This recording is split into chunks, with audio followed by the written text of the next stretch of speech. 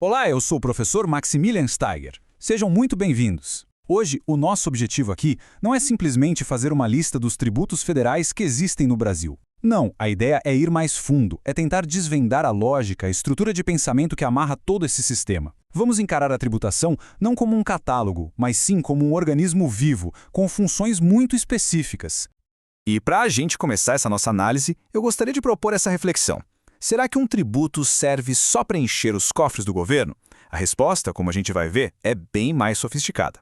Ela revela uma dupla natureza no poder de tributar, que é uma ferramenta não só de arrecadação, mas também, vejam só, de engenharia social e econômica.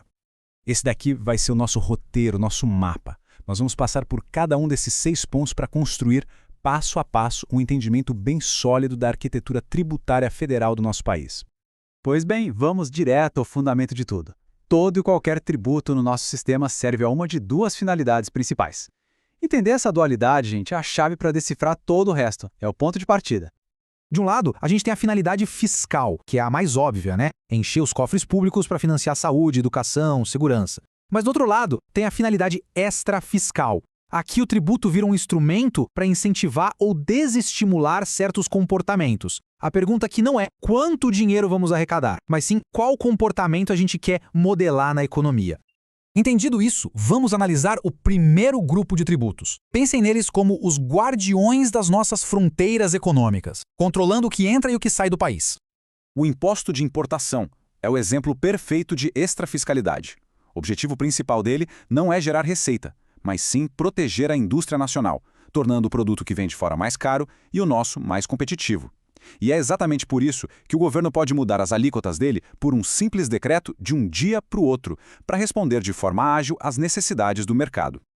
E de forma parecida, o imposto de exportação, ele não existe para taxar quem vende para fora. Isso seria até um tiro no pé, né?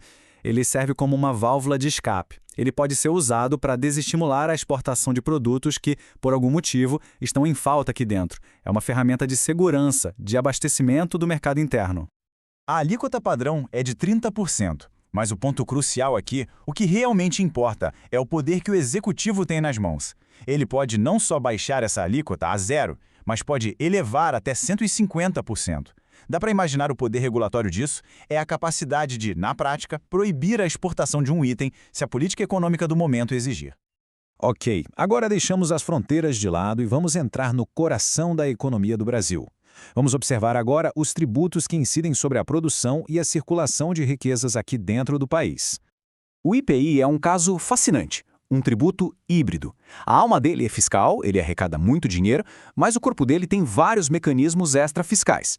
Pelo princípio da seletividade, por exemplo, produtos supérfluos como um cigarro, um perfume caro, são muito mais taxados que itens essenciais. E a não cumulatividade, isso é pura inteligência tributária.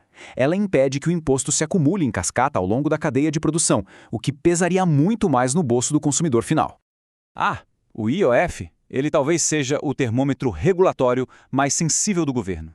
O consumo está muito aquecido? Aumenta-se o IOF sobre o crédito. O dólar está subindo demais, altera-se o IOF nas operações de câmbio. É um tributo extremamente ágil, de caráter puramente extrafiscal. Um verdadeiro bisturi cirúrgico na mão da equipe econômica. Muito bem, agora nosso foco muda. Ele sai da atividade econômica, das transações e vai para o patrimônio e para o rendimento das pessoas e das empresas. E é aqui que a gente encontra dois dos tributos federais mais conhecidos. O ITR, assim como o IPI, tem essa natureza dupla. Claro que ele arrecada, mas a sua principal função é extrafiscal. Ele busca cumprir um mandamento da Constituição, que é o da função social da propriedade. A lógica é simples. Quanto menos produtiva for a terra, maior o imposto. É um jeito de incentivar o proprietário a dar um uso econômico ou social para ela. E então chegamos ao imposto de renda. Para entender de verdade esse tributo, a gente precisa ir na sua essência, no seu fato gerador, como o Código Tributário define. A tributação acontece quando existe um acréscimo no patrimônio, um ganho. Mas a grande questão é, o que exatamente a lei considera um ganho? Essa pergunta nos joga no meio de uma das distinções mais sofisticadas e mais importantes do nosso direito tributário. A resposta para ela define se um cidadão deve ou não pagar imposto sobre uma série de valores que ele pode vir a receber. A lógica por trás disso é a seguinte: indenização não é renda. Ponto. Ela serve para reparar um dano, para devolver o patrimônio de alguém ao estado em que ele estava antes da perda. Não há um aumento de riqueza, há apenas uma recomposição. Já a remuneração, o salário, os honorários, o lucro, isso sim é um ganho novo, um verdadeiro acréscimo patrimonial. E é sobre este acréscimo que o imposto de renda vai incidir. E vejam, isso não é uma discussão meramente teórica abstrata. Essa tabela mostra exatamente como o Superior Tribunal de Justiça, o STJ, aplicou essa lógica em casos bem concretos do dia a dia.